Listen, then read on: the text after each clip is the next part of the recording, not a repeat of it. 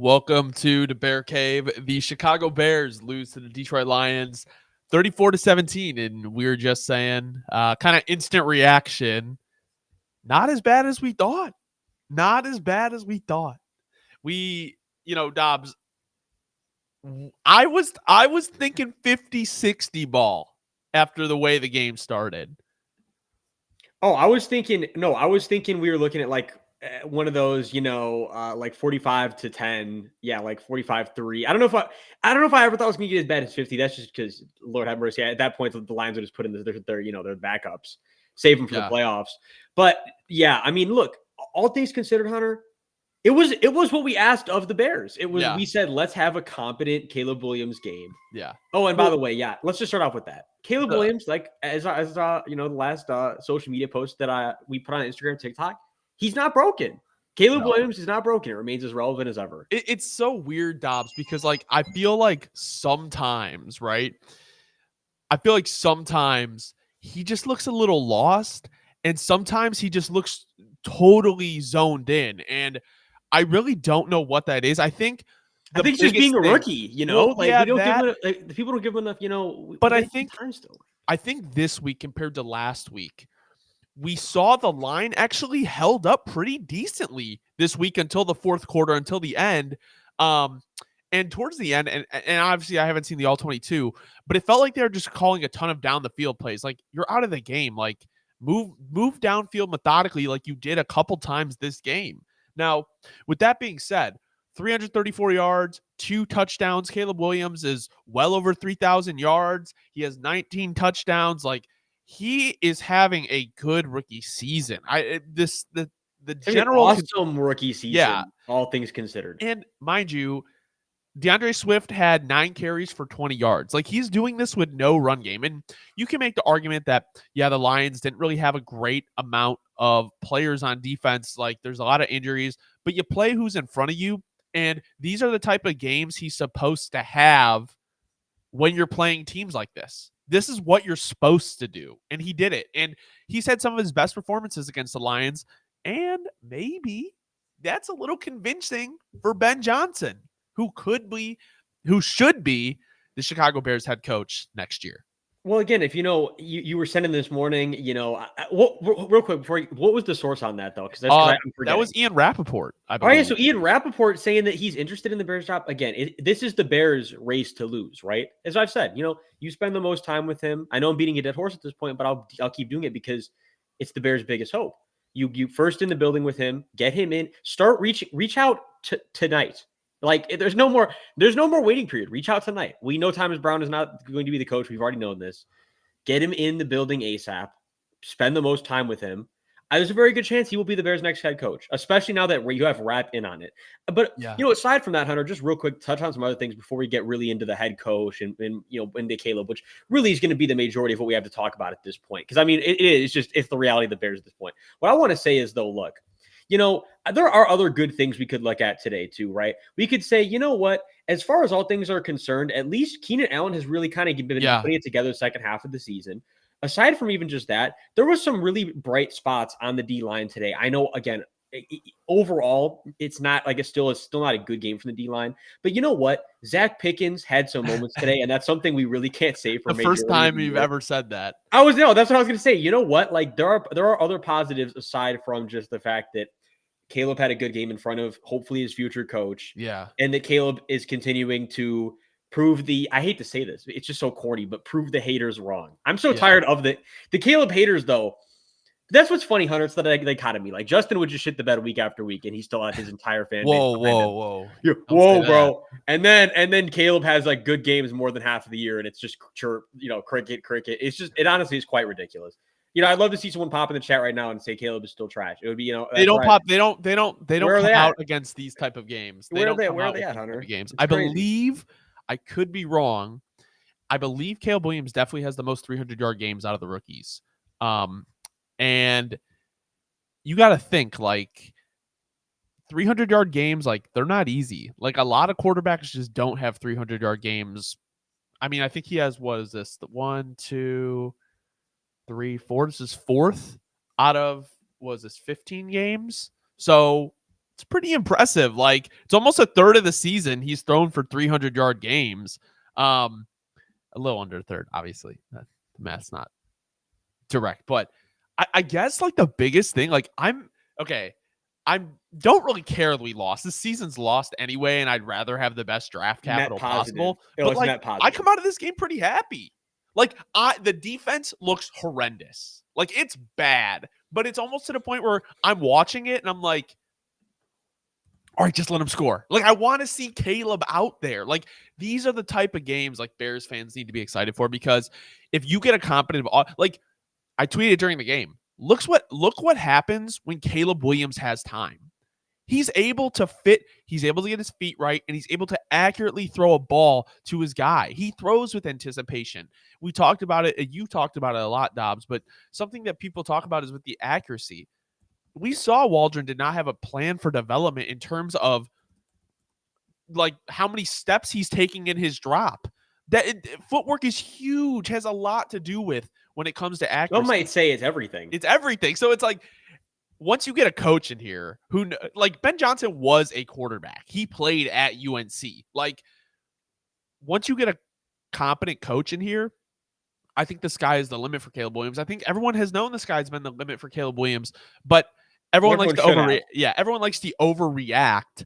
And the reality is, Caleb Williams played a very good game today. And for all the people that want to talk about him in his sacks, the last 2 games, he's only taken 4 sacks. Well, no, again, look, and it's just more like there isn't like, again, I know it's trendy stuff, like I said, Hunter, it was like my rant, it's just because it's trendy. Like back when Josh Allen was having bad games because he was young, it was very trendy. Josh Allen sucked. When Jalen Hurts was still a rookie and he was young, Jalen Hurts first QB, Jalen Hurts sucks. Like it's a very common trend, and now you're never going to see the same people. Well, you'll still see some, but you're not going to see the majority consensus, right? Oh, they're trash. So it's just when it's convenient for everybody to fit in, right? Caleb will be trash, and then slowly but surely, the same people that are calling him trash now will be like, "OMG, Caleb." It's just Right. It's like the infinite cycle of the NFL. So again, we never let it bother us. We always kept it real. It was to be expected. I never was out on Caleb. I never will be out on Caleb. It literally the Bears. There is no. Like, the only thing that make Caleb look bad is if the Bears keep losing games and don't build the right roster. But Caleb is always going to be Caleb. Yeah. Again, back to it's up to the Bears to make him put the pen to the paper. But Caleb is always going to keep improving and keep being himself. So, I mean, yeah, look, but back to what we were talking about before, because that's kind of where I'm actually much more concerned at this point. Because as Caleb gets better, like, yes, the O-line is still number one thing that needs to be addressed this offseason, more for his health than anything. But he will keep getting better. He'll keep getting more in rhythm with once he has that trust in his line, he'll definitely be able to like think the game slower. Like, I'm sure he's always worried about his blind side. Well, no, of course, it's all inherent stuff. But I honestly, Hunter, at this point, I am really, and it's fair to say, I think. But you also could say then on the other hand, like, well, when they have a whole off season with another coordinator, and then they get to and honestly, we don't even know if the Bears will still be the same scheme next year. They could totally switch to a 3-4. Things could look very different next year, and I think that might even be good for like Tremaine Edmonds. There's still a lot of things on the table, but like. We're in a kind of a funky situation now where like the Bears really do need to overhaul a majority of the defense, and that does scare me a lot. Like that is the biggest thing, is because like I'm saying, and so I stop rambling, tied together. Like Caleb's going to keep getting better. Yeah. The offense is going to still improve regardless. But if the defense keeps allowing this many points a game, this many yards a game, and this much time for the opposing offense to have the ball, that's the whole point. Is it puts Caleb to have to be in superhero mode every game, and that just. There is going to inherently be games where he looks bad and everything looks bad and the sky does seem like it's falling, right? So that's the biggest thing, is it's like, because like we said, Hunter, they're going to have to spend a majority of that not salary cap, but of that draft capital on the O-line, and a fair amount of the salary cap very likely on it in, free agency. They should. So it kind of, exactly. So it kind of leaves us like, where do we start as far as reforming the defense? Like, you know what I mean? It's like, really, guess, where do we, like, where even, because at least the safety situation is not the worst thing in the world, but then you got Kevin Byers old. Think on both sides, like offense and defense, I have really kind of changed my mindset. It's like, before I want bookend tackles, before I want, dominant edges, I want to build the interior out. Because if there's a defensive guy in your lap, within a second of you snapping the ball, the play's dead. Like on the outside, you can, if they come around the edge, like you can slide up if your interior protection is good. And when it's the same thing on the other side, like if the defensive guy is in the quarterback's lap, the play is dead. Like it's dead. So I think my biggest thing is fix the interior. And I'm going to say something, and I don't believe it. I don't believe this at all, and I hope they do not do it. But could you imagine Ashton Jeanty with this team? If they go all like, okay, that's it. We're not gonna talk about it anymore. But it's just like I think about it, and I'm just like having a dominant runner. Like if Caleb Williams is able to do what he's able to do with a run game, like the sky is really the limit. And I do think there is a chance because if we talk about how when Eberflus was here, right, we saw an overinvestment into the defense, right, to kind of prop up the team. I think there is a chance that if the Bears get Ben Johnson in the building, we see a over investment, which really wouldn't be an over investment because my thing is if you get Caleb Williams to be that guy, it's not it's not an over investment to me because anything that you can do to make sure that Caleb Williams is your quarterback for the next 10 to 20 years is worth it. You've never had a franchise quarterback. This is the 6th best season for a Bears quarterback of all time in passing yards. Like, think about that. 15 games through his rookie year, he is 6th on the list. And it's a low bar. Like, I'm not trying to say it's amazing, but when people talk about, oh, like Jaden's better or Drake May or who, what you have is better than anything you've ever seen from a rookie quarterback. And I don't want to hear about the weapons because Keenan Allen is 30 plus years old. He is playing really good. But when you look at this O-line, you had Larry Borum, Jake Curran, Coleman Shelton, and obviously Darnell Wright is his own. He's good. Like Darnell Wright is the only solid piece I think you can really build around. I think Braxton is serviceable, and then at right guard you have Matt Pryor, who I like is a swing interior guy, but he should not be your starting guard. Like the offensive line is horrendous, and it leads to a horrendous run game, and it forces everything. And honestly, the penalties are just ridiculous. That needs to get cleaned up. Like you have to understand also, like Caleb is constantly playing behind the sticks. Gerald Everett should never see the field. I'm just ranting, but no, it's that's just another like thing things nobody he has talks to about. overcome. No, that's another thing nobody talks about, that no other rookie quarterback is in that same situation. Like, yeah, go figure that half of the Bears drives are stalled because they're playing from 1st and 20, like 1/4 of the time at the start of drive out. I mean, it's like, I wish I was exaggerating. It's probably damn near accurate. That is like, to your point, Hunter, the penalties are so bad. But again, what do we expect when you know what I'm saying? Like when a guy who's been promoted twice is the head coach within what is it, a 5-week period now? I mean, you get what I'm saying, irregardless. And also to your Genty point, like, look, if the Bears had the O-line that the Cowboys had back when they drafted Zeke, he would be like Zeke 2.0. That's my thing is, Hunter, honestly, and this is what I would say, it would be a much better option, though. Hear me out. Just still key to the plan with the first round pick with trenches, whether it's D or O trenches. And then I like even like 3rd or 4th round.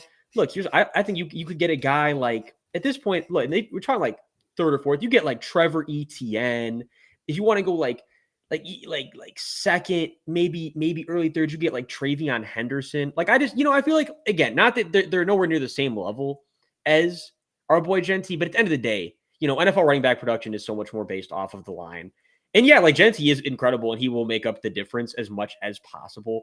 But again, long term, you only have him on the rookie deal. As far as most running backs go, the rookie deal really is just that's like 75% of the best of their career. 75% of the time. Right. So you might want to get a guy who's going to be around longer. Well, yeah, and then it's just because, like I say too, the reality with running backs is, right, compared to other positions, one devastating injury, you can pretty much say like, oh wow, like, right, this was like already confirmed, like this was not like a wasted pick, but like it was right a disvalued pick. And then versus if you at least have a higher value position, even if it's a season-ending injury or something along those lines, you can still feel rather confident in the bounce back and the longevity. Versus like, if it's a running back, it's like, Lord have mercy, we overshot on the value and we got a bad result with the injury. It's like double whammy. I think it's one of those things where it's like a lot of people like, okay, if Will Campbell is there at 8, or 9, which is where you're most likely going to be picking as one of those two spots, you have to take him. Like, as of right now, yes. As of right now, yes, unless you believe that there is a guy at tackle that might not be top 10, and there might be someone who wants to trade into the top 10. But it's also one of those things to me where Will Campbell, if he's there at 8 or 9, whether he's going to be a tackle or a guard, I don't really care. It's just one of those things to me where it's like, nah, just go get him. Like, I don't care if you're overpaying for a guard. I don't care if you're overdrafting for a guard. Like, the interior is such a problem that you need to address that interior, no matter if you're overpaying. Like, overpaying free agency, overpaying the draft picks. Like, you need to get the best guys possible, even if the premium position is not, there. Even if guard IOL is not a premium position, you need to make sure you're doing everything you can to fix that. No, 100%. And again, in recent years, and correct me if I'm wrong, if I'm missing anybody here, but really the only recent sample size we'd have of those top 10 guards, guys that transitioned also both from tackle to guard, would be Quentin Nelson and then Skronsky. So, right, we have rather black and white sample size where Quentin Nelson instantly all pro Bowl guy, and then Skronsky, you're like, not a terrible pick, but they could have gotten better value there. So, and again, you could argue though that long time Skronsky to played develop. at like in the Big Ten. Like, Campbell is playing. That's in the my big SEC. thing. Well, no, 100%. That's my big thing, and not just that too. Look, like I've been saying about Will Campbell, it's hard to get that right. It's hard to get that patch. It's hard to get that, even though he couldn't wear the number. It's hard to get that number at LSU. It would have been his number.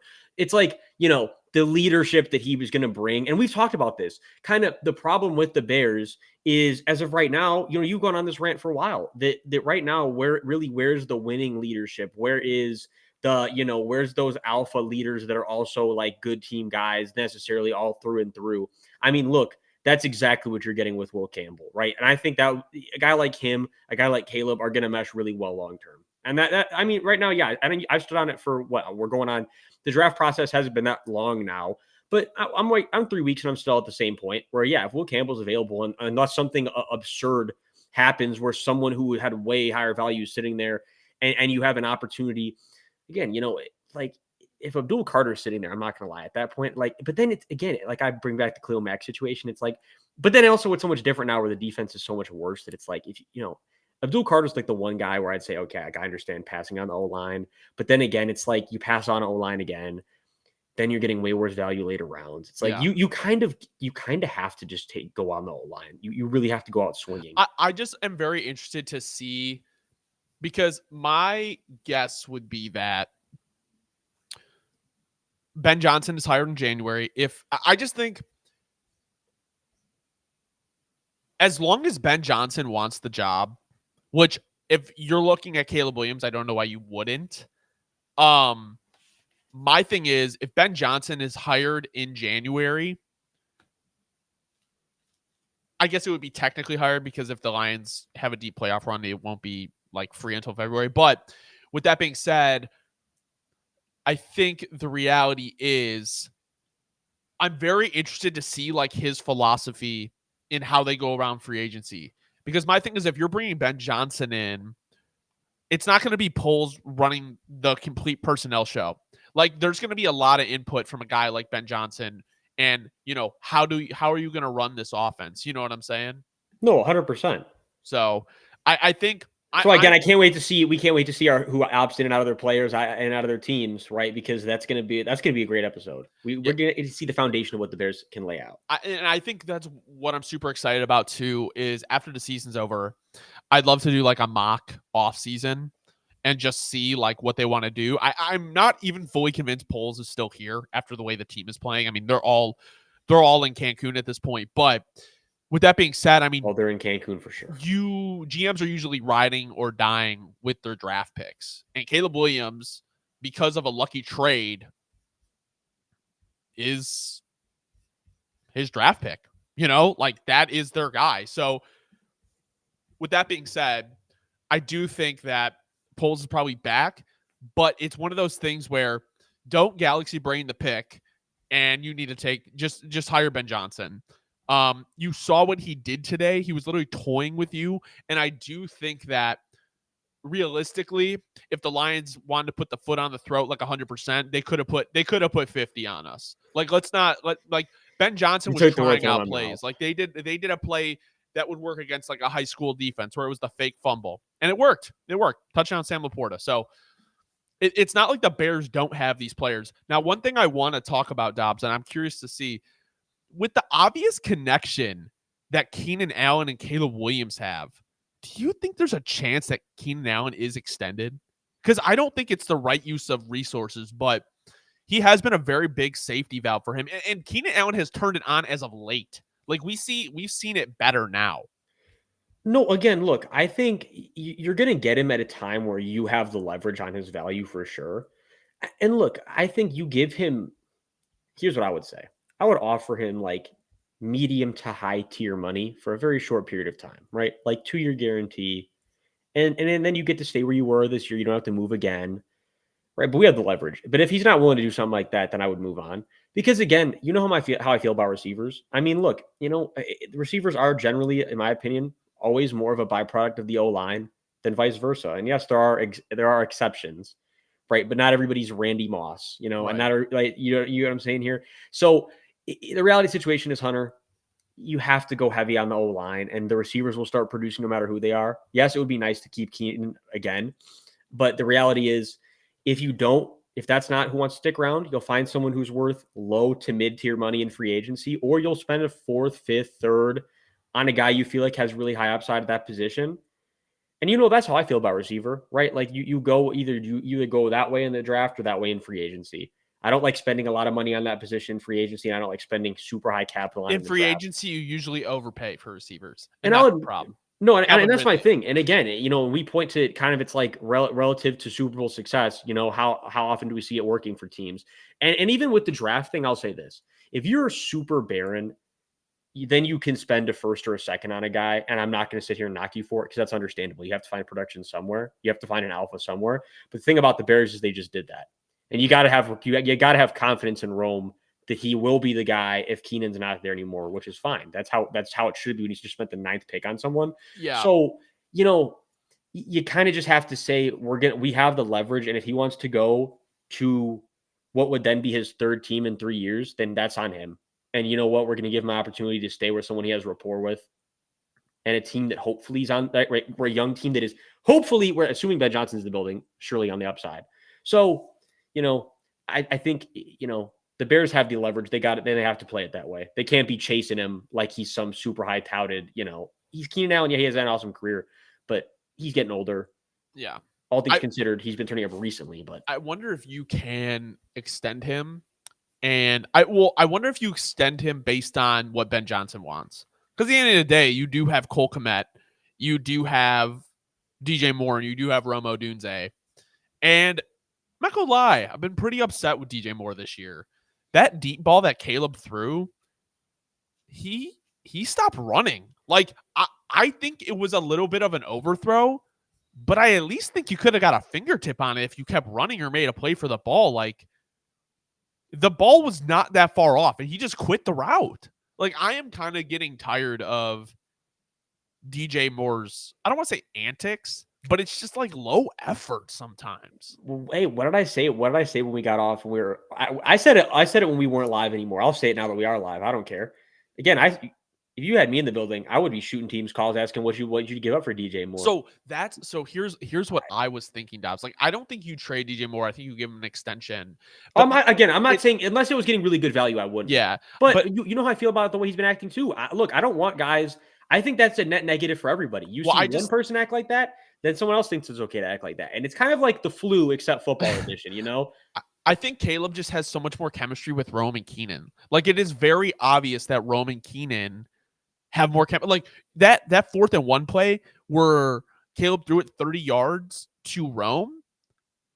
Like that trust is unreal. Like the fact that they trust each other that much, and he's done it multiple times this year. And it hasn't always converted earlier in the season, but later as it goes on, it's worked. So, and you could see that Caleb really trusts Keenan as his safety blanket. And unfortunately, you can tell that Keenan, and this is not to disparage DJ Moore, but Keenan is a Hall of Famer. DJ Moore is a Hall of Very Good. You can tell that Keenan has been much more of a teacher and mentor to Caleb than DJ has. Just optically from the outside and what you've seen. And I think, okay, what if someone threw you a very early 2 for DJ Moore, or maybe even more than that? I'll, I'll, And I don't even have to you say what I'm extend doing, Keenan Hunter. for 2 years. I don't have to say what I'm doing. Like, I like, especially when you have this many trench needs. I don't know. Like, I think with Ben Johnson coming in, like the capabilities of DJ Moore would be huge. But if you want to keep Keenan or DJ Moore, I'm not saying like DJ Moore is definitely younger and definitely more of a player that you're probably willing to build around and pay more money to, which you already did. But the chemistry you can just tell is not there with DJ and Caleb like it is with Keenan and Rome. Well, I mean, look, and again, the reality is 200. You tell me I get an early second. Oh, you're telling me like, okay, I'm then all of a sudden I'm looking at TJ Sanders. All of a sudden I'm looking at Princely. I don't want to bring. I always struggle with his last name, but Unamanilian. Like we're looking at Landon Jackson. Like now all of a sudden we can go edge, we can go interior defense, and all of a sudden, right? You know how I feel. Again, this just goes back to my thing about receivers. But like you could, I'm not saying you can replace necessarily DJ Moore, but I do think you can replace the role he has on the team with someone else for sure. Even at that point, you can kind of switch the way the matchups work, right? We can and more than anything, look, as far as a matchup standpoint, Rome and Keenan are bigger mismatches for more guys. Like, yes, here and there will be certain teams where having DJ Moore is more of a mismatch, but generally speaking, 75 to 25, the body, the length, the frame of Keenan and Rome is a bigger mismatch than DJ. I also think if you look at what I'm not saying he's been getting a lot of comparisons this year because of the way he's been used, but DJ Moore and Deebo Samuel have similar games, and we've kind of seen how Deebo has kind of fallen off, and they're not the same player. Like, let me make that very clear. But if you're going to use him in that role where it's just like screen routes, reverse plays, or like sweeps, that those hits are going to add up. And I'm trying to remember. I think he's on the books until 28, maybe 2028. I just think it's like it's going to be interesting to see how he's used if he's here next year with Ben Johnson. No, for sure. I mean, look, either way, I mean, I think this is how I'm looking at it, right? Because like I already said it before, but the Bears O-line does need to be first priority. But somewhere along the lines, we got to figure out a way to reassess the defensive line this year too. And I think again, draft assets need to be heavily the hammer, right? And whatever you want to say it, that needs to be like through the draft. You got to sprinkle in the rest through free agency, but you do have to consider when you have guys that still have their value, and maybe they're not the best fit for your team. There's nothing wrong with getting them out if you can get good value. But again, that's kind of the problem. The reality is at this point, Hunter, I don't know what DJ Moore's value is going to look like through a trade. And I also don't know how the Bears are going to feel about that. I also don't know how Ben Johnson's going to feel about that. I don't know how Poles is going to feel about that if Poles is still the GM. Again, there's a lot of things that are in hanging in the balance. But all in all, I mean, look, long term, the fact that we heard today that Ben Johnson wants to be the coach was the best news possible. Because if you get Ben Johnson in the building, everything feels like it changes and the philosophy changes. I mean, there's a lot. As far as all things considered today, this was one of the best days, I would say, of the season. Right? And at least post when things fell apart after the Commanders game. If people want to say, oh, but what about the defense? Look at the defense now. Like, if people are worried that Ben Johnson can't bring in like a DC, this is what a supposedly talented defense does. And I do think there is a shot that I think they're willing to spend. I really do. I think Caleb Williams has shown them that like he can be that guy. And this is the first time they've ever had that. And bring in Robert Saleh, like pay Robert Saleh to be your DC. He's just like Flus. He was more meant to be a DC than he was a head coach. And he could be a great DC for you along with Ben Johnson. And I don't really see him getting poached. So my thing is, You get Robert Saleh in here, you get Ben Johnson, you bring in an OC, and I think you're in pretty good shape. But yeah, Dobbs, I mean, do you have any final thoughts on the game? I think we kind of went over everything. Great day for Caleb Williams with not much help, and the Bears got closer to Ben Johnson. Oh, this was that last point. Just like last year, right? Everyone knew that the Bears should take Caleb Williams, right? But even before the draft, people were like, "Oh, before Fields was traded, they're like, oh, maybe they'll keep Fields and they'll run it back, right?" That was the Bears delusionists. The Yeah. real, But the reality is, like, that was a real thought. Like, just because the Bears haven't done it right now, it's crazy. That was a real thought. But everyone knew, like, the clear, obvious answer was just to go trade Justin Fields and get Caleb Williams. I feel like that situation is kind of similar now, where it's like everyone's like, "Oh, but we need a leader of men. Oh, but what about the defense? Oh, but." It's just like the clear, obvious answer is to go get Ben Johnson. Like, just do it. And there's interest from both sides. It's very clear. Like, I think the kind of optics of it is going to be, it's kind of out the window at this point. Like, it's very clear both sides want to mesh, and it's like it's just seeing if both sides want to pull the trigger. But I think it's just a clear, obvious answer of what needs to happen. There's no doubt. If the Bears don't get him in the building first and don't get this done, it will be a generational rant for me and you. Yeah. And also, just final thing, it wasn't even final thoughts in the game, just what you're saying. Look, and like you're saying about Saleh, if you get Saleh, right, good news, you don't have to change your entire defensive scheme. So I feel like, generally speaking, nowadays, a lot of people want to run, right, and it's just kind of the way things go. A lot of guys, I feel like right now, are running 3-4. Not that there's still a fair amount of 4-3 out there, but 3-4, right, kind of seems like you have a better chance of bringing in a guy that's going to run a 3-4. You bring in Saleh, you don't have to change everything up. It's not a bad thought, because I haven't even really started thinking about who the Bears are going to replace as the new DC, but literally, certainly be one of the best case scenarios. A fucking human-sized Italian beef. I tweeted this the other day. I don't care. Anything is better than having Thomas Brown as our interim head coach and Eric Washington as our DC. I was gonna say, how about, dude? No, that's actually a side note, because I'm gonna let you take it from here. Last thing, man, Hunter, the Bears have to get at least Thomas Brown at least one win as interim. They can't let him go out as an interim with no win. That would just. You got to pull together one of these days, because when it's not looking good, right? Like the rest of our games not looking good. They got to pull together for Thomas at least once. Well, also, even though it has been atrocious, the kicking the field goal to go from 3 scores to 3 scores was like pitiful. So I think he lost like pretty much any favor he had left with Bears fans with that decision. Like, I thought Matt Eberflus was still coaching the team. I don't know if there was any favor left to be had, but like, regardless, they got to pull together for Thomas at least once. You can't. This might be his only opportunity ever, Hunter. They can't. All right. They can't go. They can't do him like that. They can't. Thank you guys so much for watching our post-game instant reaction for the Bear Cave. Chicago Bears lose and have 2 games left. They are now, 4-11? We are on a 9-game losing streak. Can we make it 11? Can we make it 11? Oh, my God. Have a great rest of your day. If you can, Tankathon, I don't think moved. Let's give it one check before we sign off here. Bears are currently still picking 9th.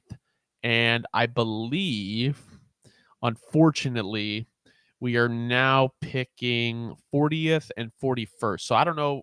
Yeah. Good news, though, Hunter. The Panthers did win today.